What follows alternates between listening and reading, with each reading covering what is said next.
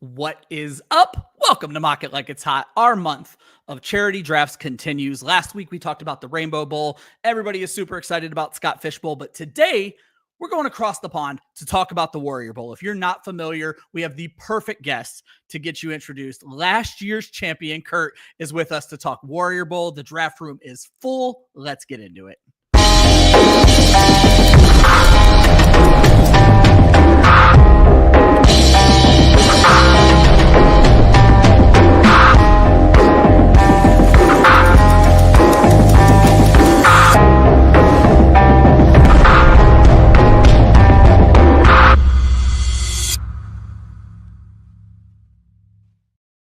What is up? Welcome to Mock It Like It's Hot, Club Fantasy's weekly mock draft show. I am your host, Ryan Weisse. With me, almost as always, I can say at this point, is Joshua Hudson. Austin was not able to make it today, but Josh still has no job, so his job is filling in. Not true. I do. I start Monday. Okay. Congratulations, Josh. Awesome. I'm hearing this first time here. I didn't even get a text message about it. Congrats, buddy. That's awesome. So, Austin, get your shit together. Josh can't fill in anymore. Josh, how you doing tonight, my friend? I'm good. I'm excited to learn about Warrior Bowl. Yeah. I have not played in this tournament yet, and so it's going to be fun kind of experiencing the mock draft and then, of course, learning all about it from the champion of Warrior Bowl from 2024. Without further ado, let's get into it. And I want to make sure I get this title right, Kurt. The 2024 Ultimate Fantasy Football Warrior. Kurt, welcome to Club Fantasy. This is your first appearance with us. We are so happy to have you as the champion of this tournament. Hey, thanks, man. It's great to be here. Hope it's not my last time. I guess that is my title. That's what Twitter says my title is, or excuse me, X. Yeah, you can tell I'm old by the white of my beard. That's what they call me. Yeah. Well, I gotta throw out here. I didn't even get a chance to mention this to you before we got started. Total beard jealousy. I love what you have going on. I have just not shaved mine for months at this point, and I get the like skunk look. We went and saw the Minecraft movie, and 4 kids walked by and said, "That guy looks like Jack Black." That's kind of what I have. That is a compliment, Ryan. Yeah, but I was gonna say, our buddy Alex says, "Look at that beard. They know you got wisdom." So that's how we can judge a good guest there. And I also want to throw Joe Ortiz up, throwing shade right from the start. Josh, he says he wonder if we're gonna be on time tonight. Sometimes I know that we started a little late last night on Mock Girl Summer. Okay, I was wondering if that's traveling and things like that, but hey, look, with all due respect, I've never met a woman that was on time for anything. Oh, no. We're just gonna go I'm going to stop Josh from getting us in trouble right from the very rip. Let me get the draft up on the screen. See, Josh, even when you're not fighting with my guest, you're already causing problems as this show starts. I love it. All right, guys, we're going to draft the Warrior Bowl. Real quick, if you have never tuned into a Club Fantasy show before, a couple of quick reminders. We do not judge every single team. We're going to talk about some interesting picks. I'm going to let these guys break down the teams for you, but for the most part, the draft goes on in the background while we talk about the Warrior Bowl and some interesting things going on in the NFL. So I'm going to go ahead and hit the start button, and as I do that, I'm also going to list off our drafters. It is a 30-second clock because it's 16 rounds. I want to get through this. Again, it's a mock draft. If you auto pick, not the end of the world. We got Smith picking from the first spot. Josh took the second spot.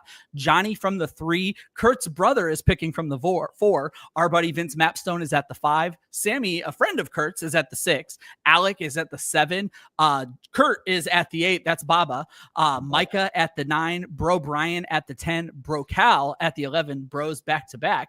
And Gotcha 420 is at the 12 spot. This is a 3rd round reversal draft. I'm going to go ahead and mention that. But Kurt, let's go ahead and talk a little bit about the settings because I was very interested. Like Josh, I've actually not been involved in Warrior Bowl. My normal co-host, Austin, has been playing, I believe, since Warrior Bowl started, but he's kind of the only Club Fantasyer that's involved. So from your memory or what you know, can you break down some of the things that makes Warrior Bowl unique? I do have the settings here if you need a reminder on anything.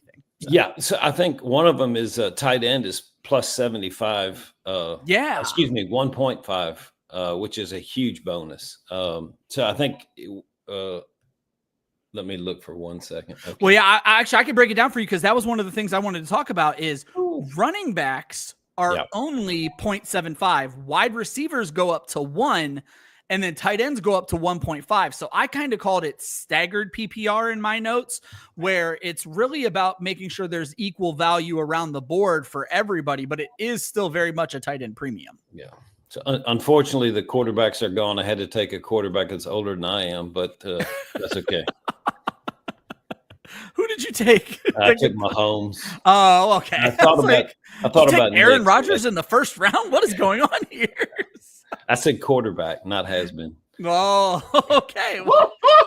Well, Kurt, you already fit in perfectly here at Club Fantasy, and we are going to love having you on this show. So, I love that. So I do think it's really important to do that. The other thing, the stat that is really disconcerting if you get it wrong is the -4 interception. Like, have a great, can you imagine Jameis Winston on your team and having -23 for the week? So I immediately said to Josh, one of you guys might have your notifications on. If you could just turn that off, it's coming to the speakers. Sorry, no big deal. I just like to always throw that out there. Let me draft first in case I screw it up. There you go. One of the things I said to Josh that this reminded me of was Scott Fishbowl 12, I believe it was, where it also penalizes incompletions on top of penalizing those interceptions. So you're absolutely right, Kurt. A bad quarterback is not good. And Josh, you've been doing shows with me long enough that I absolutely love these kinds of scoring settings where quarterbacks are heavily penalized. Yeah, that's why I went with Lamar Jackson. I mean, coming off a career low and 4 interceptions and 41 passing touchdowns. I mean, you're not going to get much more efficient than that these days. I mean, he's more susceptible to fumbles, obviously, because he runs so much. But I mean, getting those quarterbacks that, have those much lower interception rates, the higher completion percentage. That's why I think guys like a Geno Smith would be a great QB2 in this kind of format. He's consistently been above 68, 69%. Oh, wow. Somebody took my wide receiver right there. Wow, Johnny, we're going to be fighting, buddy. That was kind of rude, but that's all right. But no, so I think that there's definitely some nuance in those types of negative settings. It's fun. It makes it challenging for sure. Well, I think one of the things it really adds, especially with a 2 quarterback league, although I realize you don't have to start one, but yeah, if you're going 2 quarterbacks, your second quarterback needs to be good, because if he's not, you're really starting, you're walking backwards from the start. Literally, that was my advice that I gave everybody during that Scott Fishbowl season was don't waste your picks on guys who were heavily turnover guys. You don't need 10 points from your quarterback. You need 20 points from your flex. Play other positions that are going to be better off in that scenario. I couldn't agree more. And then Kurt, the one last thing I wanted to talk about before we talk more about, Warrior Bowl in general was 11 starters also kind of jumped out the page at me, but there's one other part. I guess this is a 2-part question. So 10 starters plus a kicker. That's 1 or 2 more starters than you see in most leagues, which I imagine is kind of hard. And you can kind of break that down for us. But also, while I only did 16 spots in this draft, Warrior Bowl is an 18-spot draft in a 12-team league that still runs waivers. So on top of the starting lineup requirements, Kurt, how was the waiver experience? Were you able to find any, hidden gems on waivers, or were they all kind of drafted up? Absolutely. I started, I picked up Jonnu Smith. I actually drafted him 14th, dropped him on a bye-week fiasco, and then picked him back up. So he was one of the big ones that I got on waiver that made a big difference. I picked up MVS just to hope he caught a long touchdown kind of thing. I got Adam Thielen. I started in the championship just because he's all they had really in Carolina. There was no other receiver, so he was worthy of a pickup. I love that. It's just with that many starters, the types of guys that you see playing in a championship week is vastly different than you'll see in a lot of leagues. Right. Can I go through my lineup quickly? Please. So I started with Jefferson. I'm a Vikings fan, so that was not a hard pick. And I start 2 quarterbacks. So I took Burrow with my second pick. Well, the fact that you got him with your second pick is kudos to you on that. Yeah. Which, look, that's one of the main reasons I won the league. I imagine. So Jefferson finished second wide receivers. Burrow was third in quarterbacks. I took Taylor, who was good. That, like, you'll laugh at me when you hear the rest of this. You'll wonder, how did I win this league? I took Ingram, Pittman, Deshaun Watson, Aaron Jones, Ridley, Singletary, Lockett, and then Brian Thomas at 11. And Brian Thomas. Wow. So there's three guys that probably won me the league. Burrow, let me say quarterbacks, because I took Darnold early. I took Darnold late because I needed another quarterback, and he finished 9th overall. Yeah. So with Burrow and Darnold, that was huge. Thomas, 11th pick, finishing 4 overall at wide receivers, and then Smith, 14th overall, finished 4th in wide. So yeah, your late picks won this for you, hands down. Absolutely. Obviously, Burrow was a nice one at 2, but your late picks, hitting home runs on those late picks, and we talk about that a lot. Those are usually the things in huge tournaments like this that are the differentiating point. Right. So hold on, I'm on the clock. No, absolutely, that's fine. But yeah, it's super interesting. Like you said, you cut Jonnu, which we talk about that a lot. That a lot of time these late picks, they're not the treasure for the first person who drafted them. They're the treasure for the second person. Absolutely. You just happen to be the same person. Absolutely. Yeah. So yeah, no, it was good. I didn't tell you this in pre-show. I finished second in the Scott Fishbowl 8. That was my second Scott Fishbowl. Yeah, by 0.23. By less than a yard. Goodness. So here's what's funny. When they told me who the 2024 winner was to invite you for the show, I recognized your username and I could not remember from what. I guarantee it was that Scott Fishbowl where you lost by 1/4 of a point. Probably not the thing you want to be famous for. It is what it is. The thing about that, though, was I took Mahomes like with my 4th pick because he hadn't made it yet. And I took Kelsey with my next pick. And those two guys single-handedly got me to the finals. Oh, my goodness. That was like late round, not maybe mid-round, not late round, but those two guys got me all the way. That was an amazing way to do it. Josh, Kurt's going to have a pick coming up here soon. I'm going to give him a little break on the talking. Hearing what he just told us about his roster in a big tournament like this, Josh, does that give you kind of any ideas when it comes to a strategy building around this? Because like I said, the second I saw this scoring, I got Scott Fishbowl 12 vibes. That was my main vibe here. So, yeah, I think that was my second year in Scott Fishbowl. Okay. Scott Fishbowl 12. I did not make the playoffs that year, so I'm probably the wrong person to ask this question to.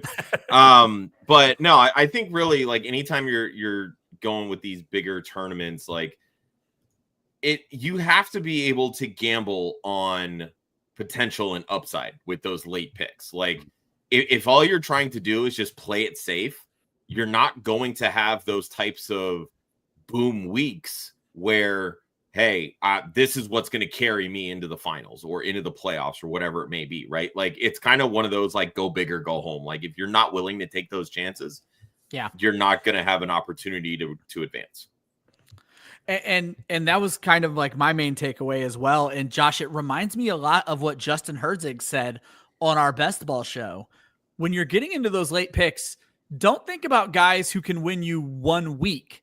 Think about guys who could blow up and win you the entire tournament. And Kurt, that's exactly what you did with those late picks. And guys like Jonnu Smith, our Wednesday co-host, tells that same Jonnu Smith story, that he was able to draft Jonnu Smith with probably his 14th pick last year and ride him all the way into the playoffs. His favorite part of that was his Christian McCaffrey team, and that team survived because of Jonnu Smith. Wow, that's great. That's great.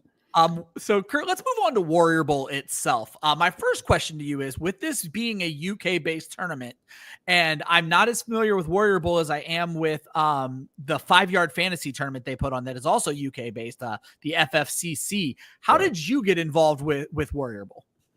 Yeah, so probably the answer, you just answered your question. It was probably Murph. Okay. Murph and I are really good friends. He's an amazing guy. Great guy. Yep. So I lived in South Africa. I was a missionary. I was just down there telling people, Jesus loves you. How can I help you? What's going on? Cool. For 24 years.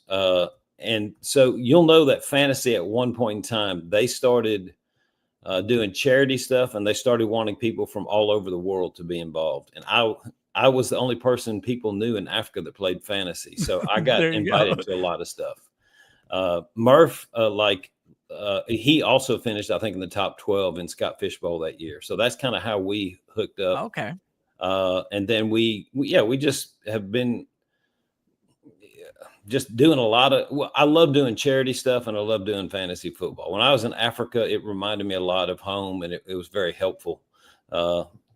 So those kind of the way it pinned together. I heard of the JTT Cup.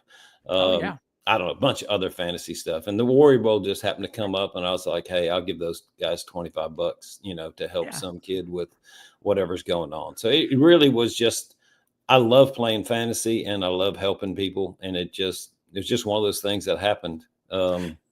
So yeah, I guess, I mean, I don't ask Murph what position I finish in FFCC every year, but see, I actually do well in that tournament.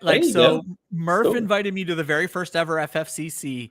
I made it into the round, I think, of 16. I got pretty far in because he was hosting it almost NCAA tournament style, and he still does. It's just enormous now. But I think I made it into the round of 16 in year one. And so I've been lucky enough that he's invited me back every year since. That is one of my favorite tournaments to participate in. And I'm always like, for me, when I get into any new league, I'm the guy who breaks down the strategy. And so but I'm also the guy who's a big mouth and I give my strategy away. So I'm in the chat telling people why I think other players are good, that they should take them before I take them. And that's just who I am as a person. How long have you played in the Warrior Bowl? If I remember correctly, it started in 2020. Have you been there since inception? I think 21 was my first year, if I remember right. Yeah. And so obviously last year you take the whole thing down, and we've already kind of talked about your team. Did you have a strategy going in? Like I said, you mentioned you were second place in Scott Fishbowl 8. I don't know how much the scoring for Warrior Bowl has changed, but it seems like they kind of mirrored a little bit of what Scott Fishbowl did. Did that kind of help you going in to such a big tournament? No, so I think for me, my strategy is just take upside at the end. I took Irving last year, my goodness, I got him in round 16, and, so I told you how badly I drafted in the middle, but I nailed the top and I nailed the bottom, and I was active on the waiver wire. So that, I think those are for me, those are the things that really help. And I'm a 2 QB guy, so I want to get 2 quarterbacks early. In fact, I took McCarthy. I'm a Vikings fan. I've drank the Kool-Aid. So probably wanted to get one before him, to be totally honest, but Goff was left, and I'm a Vikings fan. So you can't do that. he's gonna throw a lot of interceptions in Minnesota this year. There you go. And in this tournament, that matters a lot. So I think that's my main strategy. Well, even taking Brian Thomas in the 11th, a rookie, that's pretty high. Yeah, like I mentioned to Josh, we had Justin Hersick from Establish the Run on our Best Ball show a few weeks ago, and he kind of said similar things to what you're saying, that he feels like a lot of people misuse their late round picks. And you'll find people who go after guys who could win them 1 week, or handcuff a guy, rather than do like Bucky Irving or Brian Thomas and these guys who can win you the entire league if they pop and win their job. So I think it's an excellent strategy. I just want to take a quick break here. Shout out our good friend Wendy Early. Her show, Mock Girl Summer, was back on the air last night with a great episode, and it was the Battle of the Sexes. They are also doing, charity drafts over on that show. So it's a whole charity month for us here at Club Fantasy. Shout out to Wendy. Glad to see you back on the airwaves, my friend. What I like to do around this time, guys, is just do a quick breakdown of the first 3 rounds. And if you've ever watched the show before, this is almost the only breakdown that's going to happen. I like to talk about the early picks, so you guys can get a vibe of who's going this early in what we will call a Superflex draft. So starting this thing off was Josh Allen, Lamar Jackson. Bijan Robinson goes 3, and then it goes right back to the quarterbacks. Jaden Daniels, Jalen Hurts, Joe Burrow. Brock Bowers is the first tight end off the board. Patrick Mahomes, Jamar Chase, Justin Jefferson, Jahmyr Gibbs, Saquon Barkley. It's a regular snake for the first 2 rounds, so the person who took Barkley also grabbed CeeDee Lamb. We got Malik Neighbors, Puka Nacua, Amon-Ra St. Brown, Ashton Genty, Baker Mayfield, Nico Collins, Trey McBride, Christian McCaffrey, Brian Thomas Jr., Devon Achane, and Bo Nix rounding out the second round. But It is third round reversal. So we go all the way back to the person who started their team with Barkley and Lamb, and they also grab Ladd McConkey. And then it flows on to Derrick Henry, Bucky Irving, Justin Herbert, Drake London, A.J. Brown, Breece Hall, Josh Jacobs, Jonathan Taylor, Marvin Harrison Jr., Rashee Rice, and Jackson Smith and Jigba rounds out the third round. Josh, my immediate thought on this is for a super flex, while the quarterbacks went early, not very many went in the first 3 rounds, and that seems a little strange to me. How do you feel about the quarterbacks, Josh, and do any other of these first 36 picks jump out at you? Yeah, I feel like that's kind of been a trend with a lot of Superflex drafts lately, is that people are really just kind of waiting to that third, fourth, like the fourth, fifth, sixth rounds to kind of grab like the value and like kind of double up. Like look at Brocal in 4 and 5. He goes Murray and Purdy, Bro Brian in the 5-6 with Dak and Penix, right? So, Micah there at the 1-9 spot, Herbert and Stroud back to back in the third and the fourth. So like you can still get really good value even if you're not taking the elite guys first. Like Smith on the front side here, he did what most people would do in a super flex, right? Yeah. You start with 2 quarterbacks. He goes Josh Allen, he gets Bo Nix. That is an absolutely fantastic start in a super flex draft. But because he goes quarterback so early, he's likely waiting on tight end, which through 8 rounds, he doesn't have one yet, right? Yeah. Like it is a tight end premium. So there's some value there.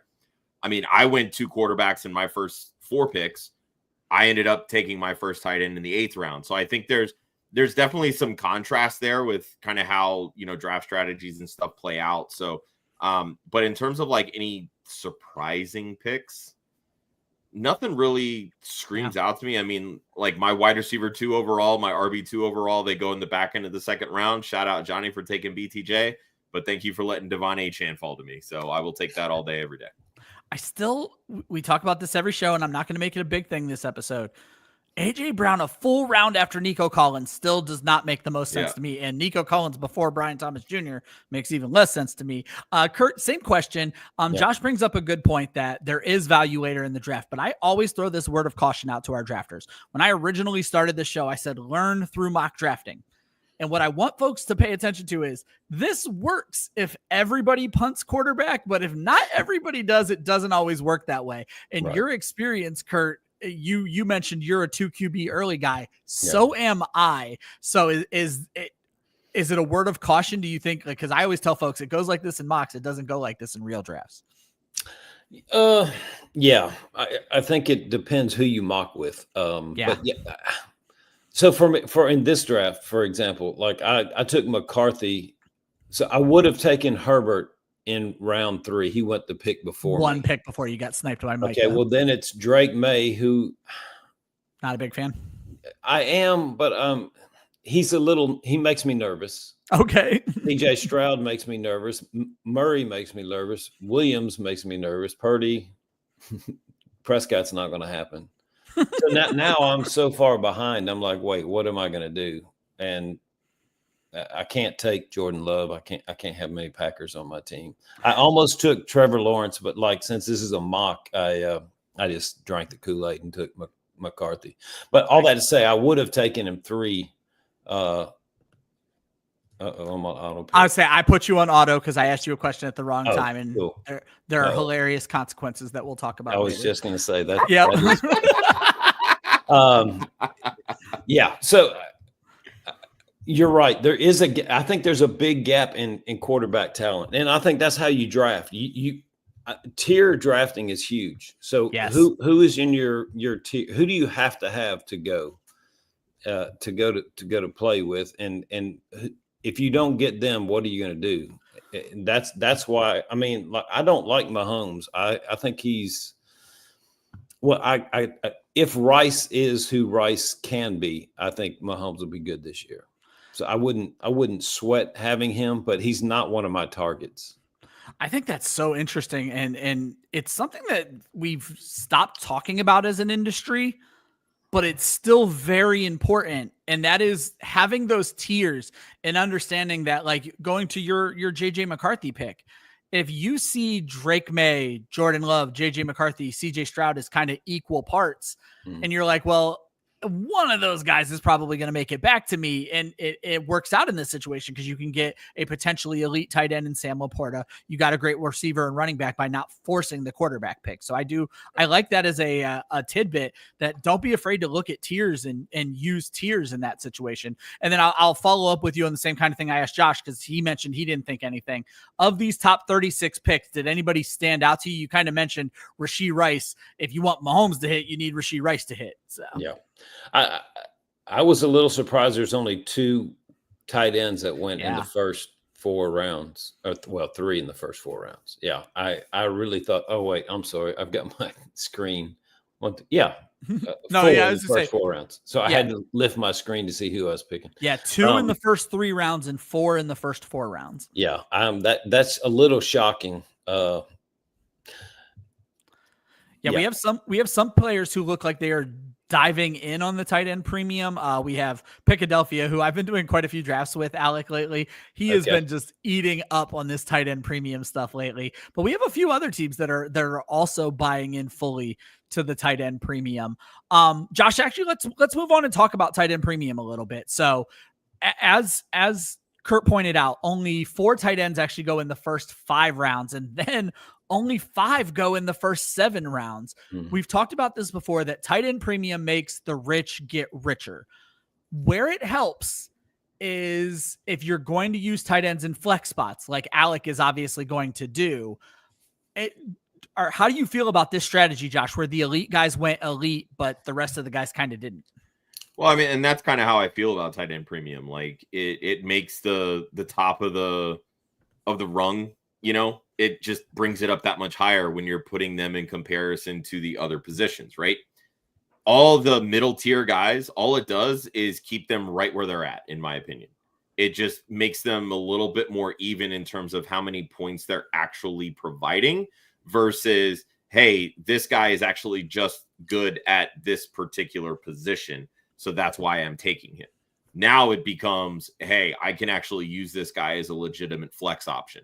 So, when you're looking at it in terms of that, especially in your middle, even your late rounds, that's where the tight end premium comes into play, because it doesn't force you to like, hey, I've got to get this wide receiver because I only have 2 on my roster. I only have 3 and I need more depth. Or, damn, I waited so long at running back, so I have to force that running back, right? Like, it just allows you to more appropriately fill out your flex and your starting lineups, but provide depth for, your best ball setups to where that'll just kind of pull automatically. Kurt, you have thoughts on that? Yeah, I was just going to say, I'm not to pick on Philadelphia. I have no clue who that is, but he took 2 tight ends before he took his first running back, and then he took another tight end. So he unless I missed it. Yeah, he doesn't have a startable roster right now. You got to start 2 running backs, and we're in, what is it, 11? Yeah. Round 11. There's not much left in running back. That would make me nervous. Again, I'm just pointing out a strategy. Like, I think it's great to have a lot of tight ends, but I think you need 2 starting running backs before you get too much depth at tight end. But zero RB is a thing. It's not my thing. I cannot imagine going 0 RB in a league like this. But hold on. Maybe I should pick. Oh, you're about to time out again. That's okay. Sorry. Make sure you take yourself off auto. It's a mock draft. I always tell folks the regular drafts will be much longer. 30 seconds is always hard on my guest. I would much rather you give the great information that you're giving on draft strategy than actually have a good draft yourself. I very much appreciate the sacrifice your fantasy team is making right now. No, that's a good pick. Yeah, I was going to say. Actually, I have 2 rookie wide receivers back to back. One of them will do fine. The other one will make it to the waiver wire fodder, but that's fine. Well, hey, and maybe they come back to you like Jonnu Smith. That's right, yeah. So I wanted to come back to the tight end premium thing before we move on and ask you. So last year you mentioned you got Jonnu Smith in the 14th round. You cut him, you got him back. Right. Who had you taken before that, or was Smith your first one? Did you wait? Do you remember? I took Ingram with my 4th pick. And you may have mentioned that. I apologize. I'm always looking at the draft board. So yeah, I took Ingram with my 4th pick and then Smith with my 14th pick. There's a lot of hype around Ingram last year, and it did not pan out. No, it did not. In fact, I almost took Trevor Lawrence when I took McCarthy, and last year I bought into it. This year I'm not buying into it. I think the problem with fantasy is you play 1 year and you take somebody and they hurt you, and then you're just like, you're not going to hurt me this year. We talk about that on the show all the time about players we get burned by and we're never going to forgive. I think that's the hardest part of fantasy for me is guys that I don't forgive, and also like I don't want Packers on my team. I just can't stand the Packers. Well, that's probably cost me a couple of championships, to be honest with you. Like, so when you were talking about the rookie wide receiver going to the waivers, that's obviously Matthew Golden, right? We'll see. Yeah, he also played for the University of Texas, who's I'm not a fan of. So yeah, I don't know how he got on my team. Josh, let's continue with that, because again, I was mentioning to Josh this week that I feel like I've kind of gotten away from the heart of this show sometimes about teaching folks. And Kurt, thank you for bringing it back because you've done a fantastic job. But Josh, Kurt mentioned he's a Vikings fan and he'll avoid the Packers. I've played fantasy with you for a long time. You are a diehard Philadelphia Eagles fan, but you don't tend to avoid the rest of the NFC East. Yeah, I mean, I watch them play all the time, so I just avoid the ones that suck. That's really what it boils down to. At the end of the day, I like winning. Like, I mean, yes, I play this for fun.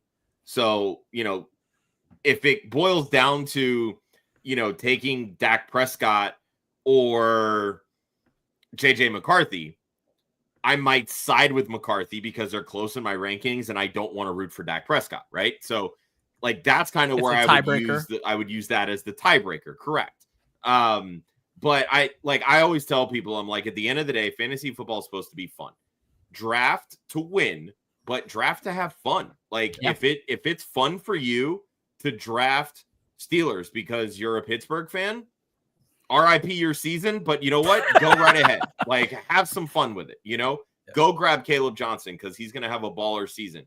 Grab DK Metcalf because he's going to average over 17 yards per reception. Like those are guys that go for it. Awesome. I'm rooting for you. But, I love that. Don't just outright avoid, Bengals players because you're a Steelers fan, right? Like don't say, oh, I'm not going to take Jamar Chase. Well, that's how you lose, plain and simple, right? Like don't be stupid about it. Have fun with it, sure, but be realistic. The chat, Jono, I'm guessing he's talking about drafting players from his team and not having a great season. And then Vince said, it's never fun to draft Steelers ever.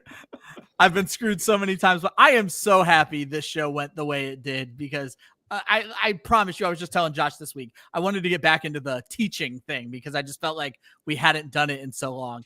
I always tell the story. Not a Packers hater like you, Kurt, but I did not enjoy Brett Favre, the human being.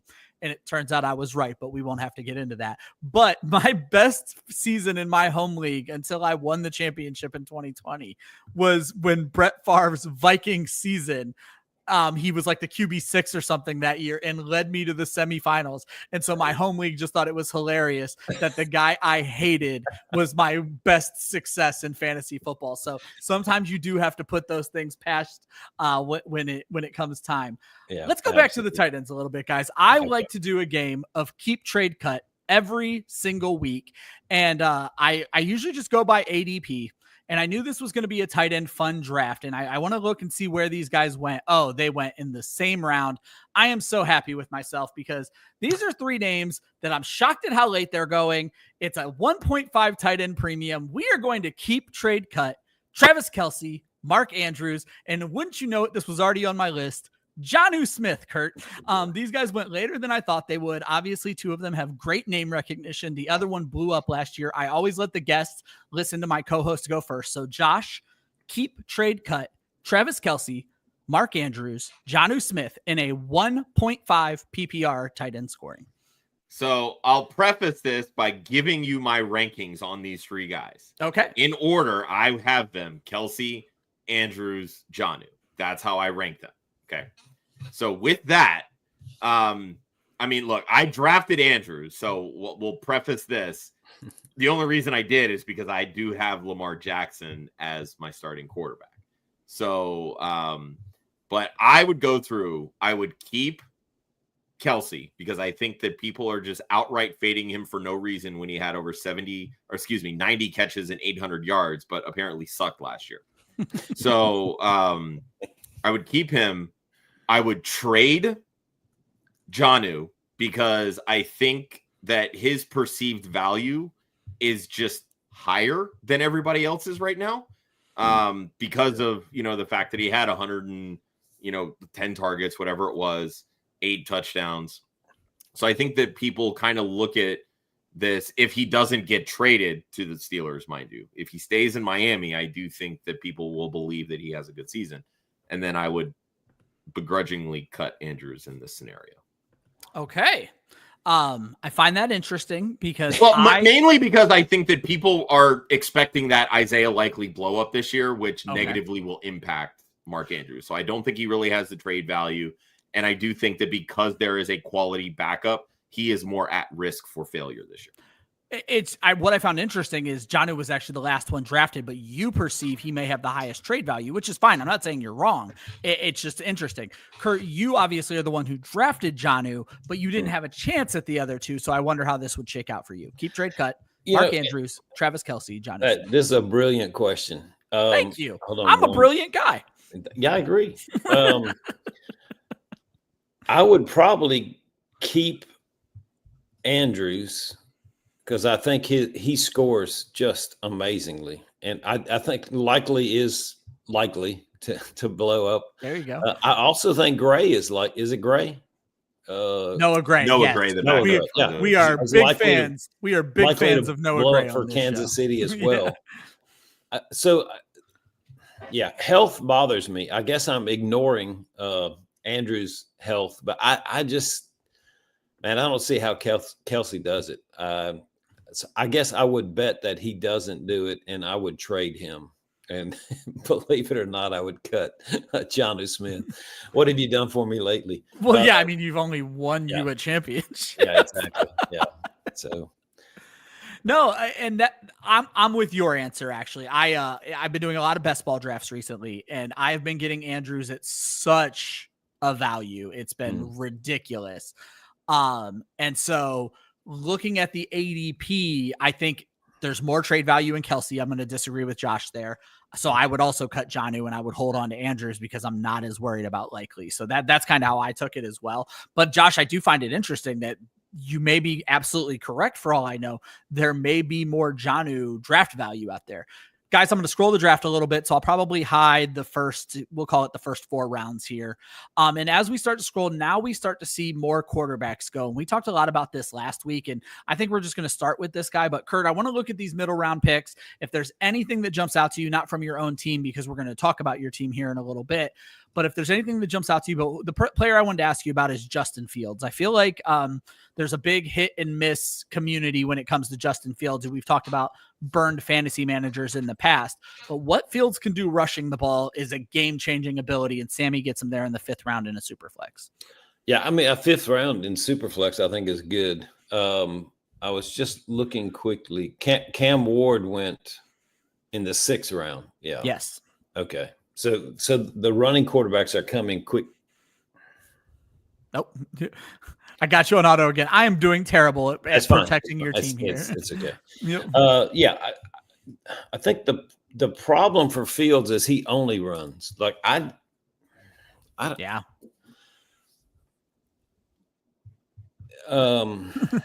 Aaron Rodgers was. And again, I don't know if it's Aaron. I don't know what it is, but he did nothing with the Jets. No. As much as it hurts me to say this, as a Vikings fan, you can't compare the two. Rodgers is much better than Fields, although Rodgers is not running anymore, obviously. And so I don't. Yeah. But from fantasy standpoint, what Fields does works. I brought this up on the show we did yesterday. In those first 6 weeks, Fields was the QB6. If he gets 17 weeks, you would expect that he's probably still a top 10 quarterback. I have trouble, like you, ranking him there, though, because he doesn't get it done throwing the ball. Right. Yeah, and you're also at some level you're wondering, can he do it for the whole year? And that's why I wouldn't. I don't want guys I can't depend on my team. I would rather depend on somebody with a a higher floor and a lower ceiling than Fields. But and that's just me. I mean, I'm not saying I'm right. I'm just saying that's the way I would draft. You know, when you start shaking because you have to start him on Sunday, it's not a good feeling. Sammy says put some respect on his pick. Josh, the Club Fantasy fans have heard you talk ad nauseum about Justin Fields, so I'm not going to have you go there with it. Again, and Kurt, I'll come back to you if you see any other interesting picks you want to talk about. But Josh, okay, I want to have you talk about Fields in contrast to the players who went before him, because I know for a fact you're not terribly high on these players. So Jared Goff, JJ McCarthy, Dak Prescott, and Brock Purdy all go 5 picks before Justin Fields. So with Justin Fields' rushing ability, would that put him ahead of these quarterbacks who I know you're not particularly high on? So I do have Purdy in my top 10 for fantasy. Oh, okay. Now keep in mind too, this particular format here for Warrior Bowl, you're losing points for interceptions. You're losing points for incompletions. Fields is a low 60% kind of quarterback. So he's not going to have the same kind of value that someone like Purdy, who's 66% and above, Dak Prescott, who's 66 and above, right? Jared Goff, I think he's going to regress this year. He's going to throw a lot more interceptions. McCarthy, first year starting, who knows? He could have 30 touchdowns and 5 interceptions, or he could have 20 touchdowns and 14 interceptions, right? Like, we just truthfully do not know. But what elevates him is that rushing ability. So that has a chance to counterpunch all of those negative aspects that he brings in via interceptions and completions, etc. But we talked about it when we recorded our Jets preview that's coming out in a couple weeks. How many fumbles did Justin Fields have? Like, he fumbles the football a lot too. Yeah. So there's always that risk when it comes to guys like Justin Fields, and I'm speaking specifically to this format. So, if we're looking just in general terms of fantasy, the way that I would draft them in this particular round would be Purdy, Love, Fields. That's probably how I would draft them. Okay. And then I would go Dak, McCarthy, and Goff. That's probably how I would draft them in this particular round. And then, Kurt, before we move on, and Josh, I'll give you the same opportunity here in just a moment. Any other picks from this kind of grouping that stand out to you? If not, that's fine. I think at some level, how far down Breece Hall has fallen in the last couple of years. Ooh, that's a good point. Man, like, he used to be like the 3rd to 5th pick. Now he's in the 3rd to 5th round. And look, I took Genty, before him, and Genty hasn't touched the ball yet. So I just think he's pretty far down there. It seems like running back is a really, really weak position.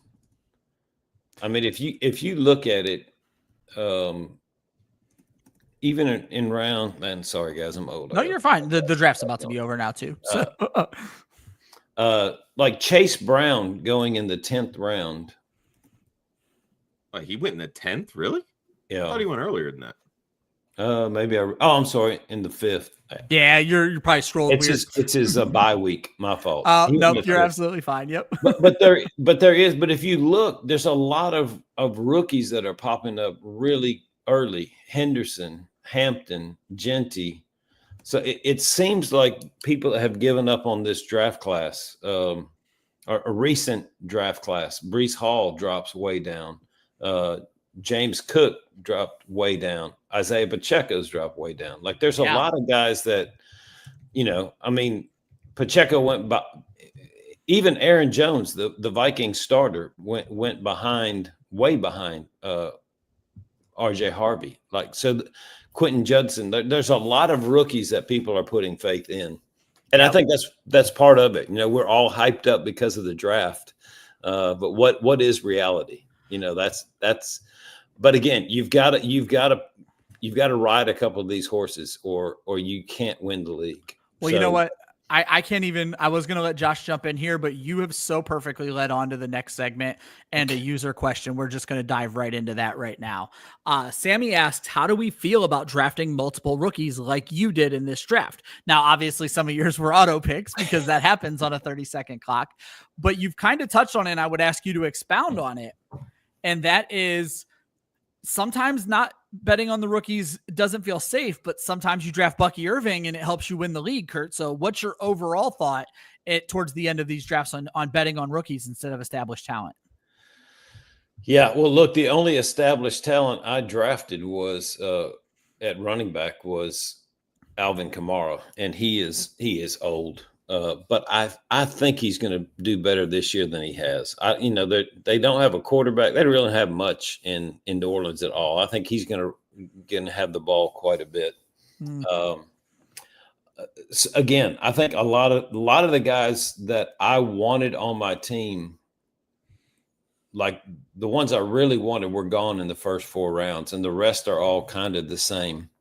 And I think, again, I haven't tiered this draft out yet, but like there is a tier that you want, and then after that, it's like it really doesn't matter. So why not go on upside? And see what happens. You get burned. I mean, look at Kyle Pitts. Like, everybody thought he was the greatest tight end in the world, and he has had a mediocre career. So you can get hurt. I look at my roster now. I'm really bad in running back, but we'll see. Coming to the rookies, Josh, Joe Ortiz points out that he has quite a few as well. We got Travis Hunter, Cam Ward, RJ Harvey, Cam Scattergro, Jack Besh, all on the same team. So Josh, it's the same sort of question, but it kind of lends itself to what we learned from Kurt last season. And again, to what we learned from Justin Herzig. Take the flyer on the person who could potentially blow up and win you the whole damn thing. Exactly. Yeah. I mean, RJ Harvey's walking into a situation to where he can threaten being a bell cow there. Right. Cam Ward, he's the number 1 overall pick. He's going to come in and sling it from day one. I will say Travis Hunter obviously is a huge question just because of, playing defense, playing offense. But when you're the 2nd overall pick, you're going to get plenty of opportunities. And I have zero issue taking him there, especially as a 3rd wide receiver. The only rookie really on Joe's team that would concern me, just kind of based on where they went, is Colston Loveland. I mean, he's hurt right now. He was coming off of an injury. He still really hasn't gotten going in practice. And there's likely going to be 2, maybe even 3 pass catchers ahead of him. So yes, the fact that it's a tight end premium is going to boost him up a little bit, but he has so much on his team that caps him that it makes it a little risky. He did follow it up with David Njoku, who Ryan, you and I both love this year. So, it's not the end of the world there at tight end, but that would be the only rookie that when I look at his team, I'm just like, okay, I may have gone a different direction. He said he would rather have had Jonnu than Njoku. So, okay. Sorry, not sorry. Yeah, exactly. All right, guys, I'm going to have you guys break down your teams here in just a second, but I want to go ahead while we still have some of the viewership here and announce the contest winner and the funny little mishap that happened in the middle of this draft. So, originally, Austin was going to be my co-host tonight. Austin is the one who is providing us with this free entry. You will be in the same division as Austin with this free entry. And if you've been paying attention, Austin just drafted an article today. And that article was about Tyrone Tracy. So I was going to give the recipient to the person who drafted Tyrone Tracy. Well, due to an auto draft mishap, Tyrone Tracy was drafted by the 2024 Ultimate Fantasy Football Warrior, Kurt, here with us today. So I am going to a backup player, and these two did not even know who my backup player was going to be. But if you know Austin, the backup player makes sense, because I was a little shocked when Austin picked Tyrone Tracy to write about for the Giants, because Austin's player that he always talks about from the Giants is one Wan'Dale Robinson. So I starred Wan'Dale Robinson on my draft board, and I waited anxiously, and I don't know if you guys can see it, but Vince Mapstone takes Wan'Dale Robinson with the last pick in this draft, Vince Mapstone. Welcome to the Warrior Bowl. If you're already in, we'll figure out a way where you can donate it to somebody else. But Vince Mapstone is in the Warrior Bowl. He will play in Austin's division. I'll get with you after this draft, Vince, and we'll get that all squared out. So I thought that was very, very awesome to shake out that way. Vince has been a huge fan of this show. I hope you can call you a fan. You're with us every single week. Vince is in the chat right now with the eyeballs and the PPR monster. Vince has been dedicated to Club Fantasy forever, and I am so happy that he is the one who made the pick. Again, it was very Austin centric. All right, so I want to give you guys an opportunity to break down your teams. And Kurt, I'll let you go first with this. And so what we do in this situation is I'm going to go ahead and highlight your team here. You can talk about any players that you didn't get a chance to talk about during the show. You can talk about your strategy. Just give yourself 5 minutes to talk about what you did in this mock draft. Go right ahead, sir. Good. Well, we talk about late draft picks are winners, and I guess Vince knows that to be a fact. There you go. Yeah, it's very much a winner for Vince. That's awesome. We talked about Mahomes. Oh, let me talk about position. So I have Mahomes and McCarthy, and then I took Flacco with my last pick just to have one more quarterback. Okay. I really am not thinking of bye weeks. I'm just thinking, what if McCarthy gets hurt again this year, or whatever. I'd like to have one on my roster instead of going straight to waivers every time. Running backs we talked about.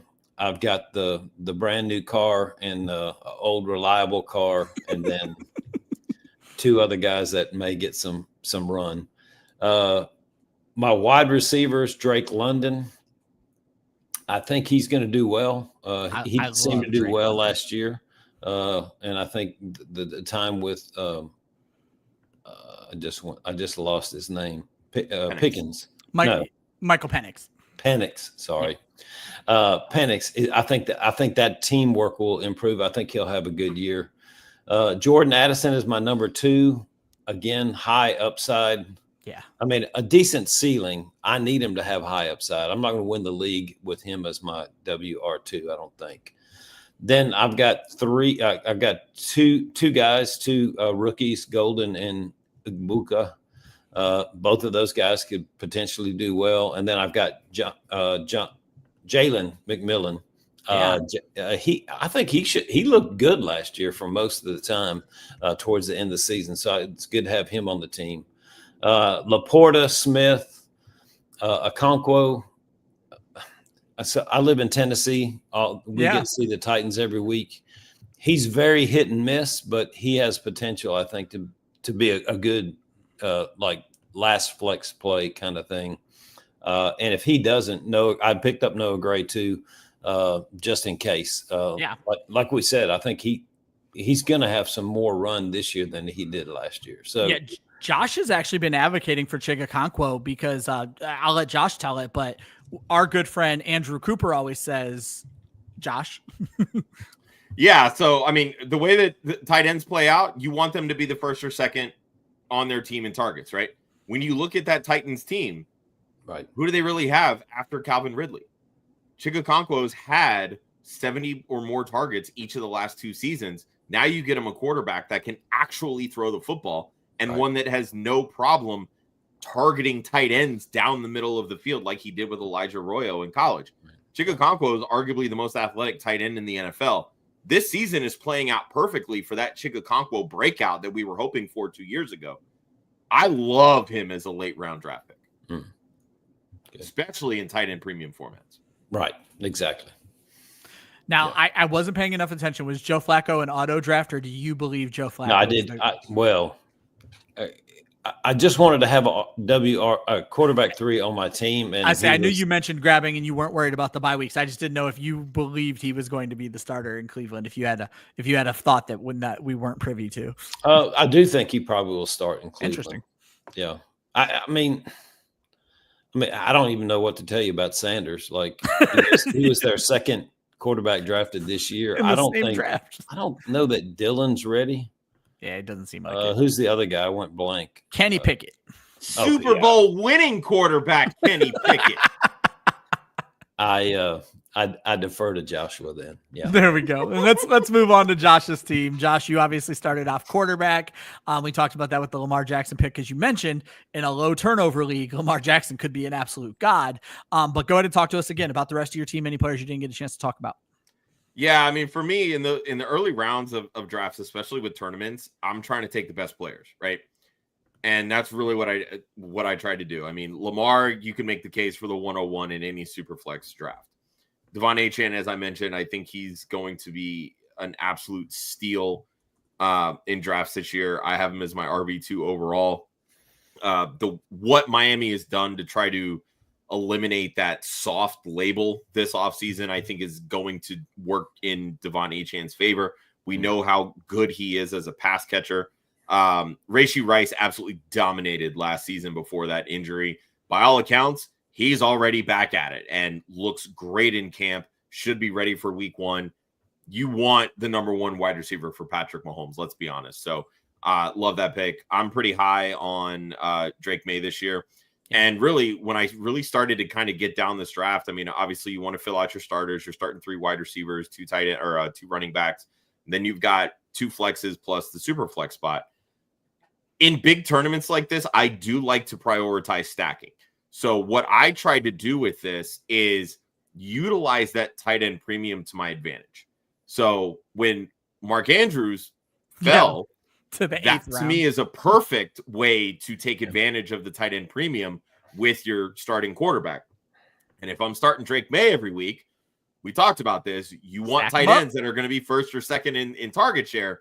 Hunter Henry is exactly that, because you have Stephon Diggs, who I also got. So I've got probably the top 2 Patriots, which, again, may not be worth anything, but could very well be worth a lot if Drake May takes the big step that we hope.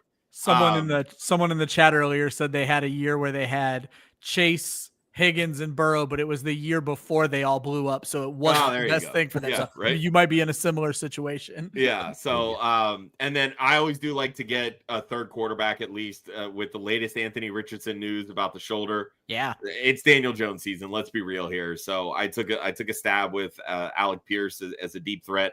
Outside of that, I didn't love the Deebo Samuel pick, but I'm telling you what, he's setting himself up to be a great value this year for a bounce back after a pretty disappointing season last year.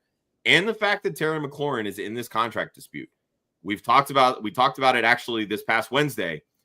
Teams that are, these players that hold out in camp for contracts that aren't in camp, that aren't participating, they're not getting used to, the workload, the physicality, the stamina, the fitness, whatever, all that. It comes and rears its ugly head. We've seen it on numerous occasions. If Terry McLaurin's not in camp, that's only going to provide more time for Jaden Daniels to get used to throwing the ball to Deebo Samuel. And getting him in the 10th round is going to be a steal for so many people. Josh, I sometimes give you a hard time about not being as into best ball as the rest of us. This is the most best ball Josh roster I've ever seen built. You stack Lamar with Mark Andrews. You stack May with Hunter Henry. You grab Daniel Jones, and with your last pick, grab Alex Pierce. You have a triple stack roster here, Josh. I don't know if you did it. And it's not even a best ball tournament. Look at that. And it's not even a best ball tournament, but it's just funny to me, Josh, because I do often give you a hard time. And jokingly, obviously, that you just don't play best ball the insane amount that the rest of us do at Club Fantasy. Yeah. And so, good. Jesus. Yeah. I mean, honestly, that means Josh is responsible, and you don't want to know how big of a degenerate that me, Austin, and Chris Molina are, and Joel Worth for that matter. So. That's right. Josh, I love your team. I probably would rather have it than mine. Well, I am so glad you said that, because unfortunately it's a mock. So yeah. When we have time, which we do tonight, I like to play a game that I call Versus, like the cool rap battle thing that they do. And I like to look at teams that were built a little bit differently than one another and have you guys pick a team. And Kurt, I'm going to put you on the spot here. All right. Because your brother is one of these teams. So I wanted to look at the 2 teams, the one that drafted quarterbacks first, Josh Allen and Bo Nix, and the one that grabbed their second quarterback the latest, Jaden Daniels and Bryce Young, which is your brother. So I'm going to read these rosters off and give you guys a couple of minutes. I just want you to tell me which roster you like the best based on construction. So Smith starts off with 2 quarterbacks. He is the first team in the league to have 2 quarterbacks, Josh Allen, Bo Nix. Jackson Smith-Njigba, Tyreek Hill, Devonta Smith, Travion Henderson, Jalen Waddle, Aaron Jones, Tucker Kraft, Dalton Kincaid, Trey Harris, Jordan Mason, Darnell Mooney, Ray Davis, Rico Dowdle, and Dylan Sampson. Your brother was the last person to have 2 quarterbacks. Jaden Daniels, Christian McCaffrey, Jonathan Taylor, Garrett Wilson, James Cook, Tedero McMillan, George Pickens, Travis Kelce, Bryce Young all the way down in the 9th round, Jalen Warren, Cooper Kupp, Michael Pittman, Dalton Schultz, Christian Kirk, Xavier Legette, and Jalen Wright. Kurt, out of these 2 teams, the person who had the first quarterbacks twice, or the fastest first quarterbacks and the slowest first quarterbacks, which build do you prefer? Wow. I'm trying to decide if I have faith in Bryce Young. Like, he's done nothing, but he's had nothing. Tread lightly, Kurt. Tread lightly. Am I wrong? I love Bryce Young. I don't dislike Bryce Young. I don't think he has anybody around to make him good. So I'm looking. You're fine. Like I said, I was putting you guys on the spot. We don't always do this. I'm glad to do it. Yeah. So my brother has some. McCaffrey's a guy I just don't know about. Yeah. Like, is he going to stay healthy this year or not? Yeah, that's high draft capital when you're choosing not to go quarterback. So, but his top 3 running backs look really good. Yeah. If McMillan plays like they say he does, then that makes Young. That's a good stack with Young. Yeah. Pickens might be better with Dallas. My brother's a Kansas City fan, so he loves Kelce. Yeah, that's a big one. Warren, Kupp, Pittman, like all those guys, even Schultz. Schultz is going to have some great weeks if you can figure out when it is. So I like his team, but I got to be honest, Allen and Nix is a great start. So I'm not sure about Travion Henderson, but Aaron Jones and Jordan Mason, I think with the way the Vikings have rebuilt their line, I think those guys are going to get a lot of carries. There you go. And Davis, if there's any problems with contracts or whatever, he's going to get some time. Dylan Sampson, I guess I should be thrilled about since I live in Tennessee. I don't. Yeah. All right. Oh, Tucker Kraft and Kincaid. I don't really like his tight ends. If you had to pick one to be your team, which one would it be? I think I would probably take Smith just because I'd rather start with Allen and Nix and figure out the rest. There you go. So many stacks in this draft I'm noticing now. Yeah. Like he stacked Allen with Kincaid, and I'm sure there's far more that I'm missing. Josh, same exact question. Team who took the earliest quarterbacks, team who took the latest second quarterback. So I'll preface this with I like Kurt's brother's build, and I like his team better. I like Smith's build better. I just don't like the players he took. Oh, so I love Allen. I love Nix. I love Allen and I love Nix. That is an absolutely home run start. Yeah. I like Tucker Kraft. Getting him in the 9th round is a massive value, but I don't love Dalton Kincaid. I understand why he took him. You pair him with Josh Allen, big target earner. I would have much rather tried to go a little bit later with like a Keon Coleman, maybe, right? Kind of find that type of stack. I am probably one of the lowest in this industry on JSN this year. And we talked about it on Wednesdays, no pun intended. We were talking about wide receiver breakouts. Yeah. You're bringing in an offensive coordinator that runs the one of the highest amounts of 12 personnel in the league, and your top 2 receivers both run predominantly out of the slot. I think JSN is primed for a massive downgrade this season, and you're getting him as your wide receiver 1. That is massively concerning to me. I'm fine with Tyreek Hill. I think he's going to bounce back. That's fine. I was going to say, when you look at the Tyreek Hill and potential Devonta Smith, I don't know that we need to be too worried about JSN, but I get what you're saying. So, but again, and that's what I'm talking about. Like, he could have had Garrett Wilson. He could have had Mike Evans, right? So that's kind of what I'm getting at with, the value side of things, right? Devonta Smith, as an Eagles fan, I absolutely adore.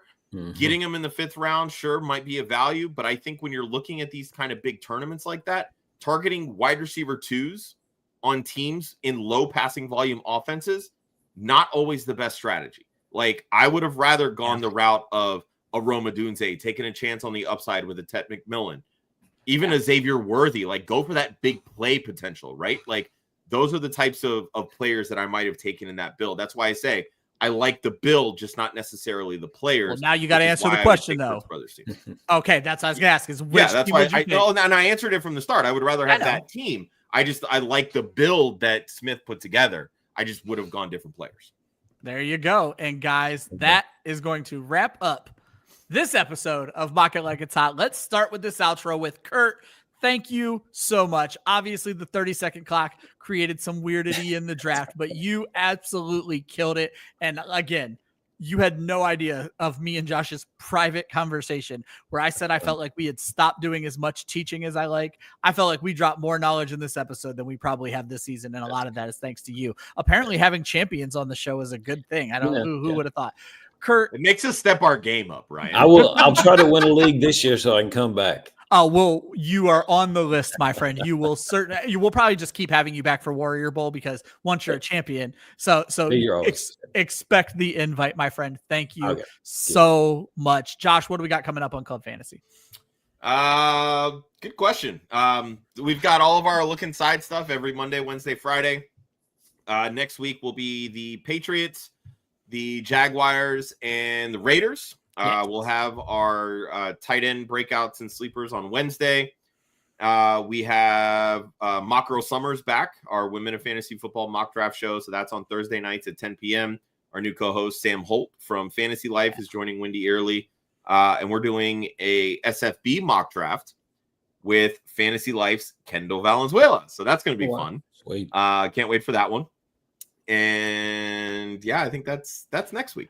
And then this show will be back a week from today, Friday. We are going to have friend of the show, Evan Sather, on. Evan Sather just started working with a website called NFL Fantasy Plus, I think. Not tied in with NFL Fantasy, but it's called something like that. Sorry, I'm butchering it right now. But they have a charity tournament called Super League. And Evan invited me. This will be my first year playing in it. And so Evan's going to come on and introduce us all to Super League, much the way Kurt just did with Warrior Bowl. So Kurt, again, thank you so much. For Josh, I'm Ryan. Make sure you guys are following Club Fantasy on all the socials. If you haven't joined our Discord yet, these draft invites go out on Discord before they go out anywhere else. Plus, we drop all of our best ball rosters that we've built recently. You have a lot of access to everybody at Club Fantasy. Make sure you check the link in the description of this video for the Discord. Always remember, folks, defense wins championships, offense wins fantasy football, and practice makes perfect. We will see you at the next mock draft.